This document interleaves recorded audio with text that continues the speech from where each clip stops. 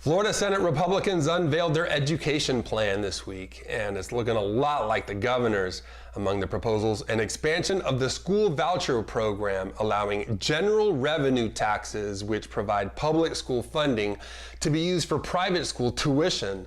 The Florida Supreme Court already determined in 2006 that general revenue could not be used on vouchers because they create, quote, an alternative system of private schools that are not subject to the uniformity requirements for public schools. Lawmakers have gotten around the ruling by issuing tax credits for companies that make contributions to nonprofits that in turn fund the scholarships. The recent appointment of 3 conservative justices to the state Supreme Court practically guarantees a favorable ruling for vouchers this time around. Public schools are graded based on how well students perform on highly controversial, scientifically unfounded standardized tests. But private schools don't have to do that.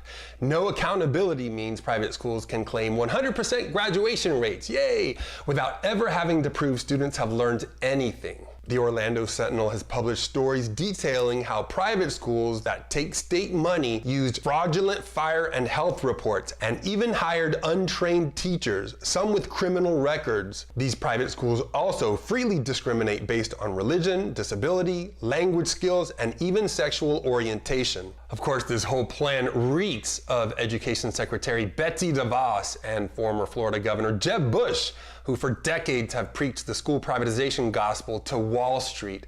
They and their network of education profiteers have spent hundreds of millions of dollars on political action committees and public disinformation campaigns so that a small group of wealthy investors can grow even richer. Title IX of the Florida Constitution states that it is a paramount duty of the state to make adequate provisions for the education of all children.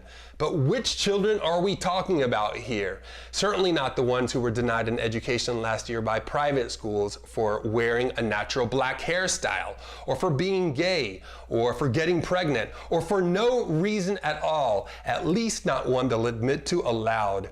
And for once, I'd like to see private schools take on the disproportionate number of students with disabilities that public schools are required to service. Oh, all of a sudden there's a waiting list. Funny how that works. If you found this information helpful, share it with a friend, and don't forget to click on the subscribe button.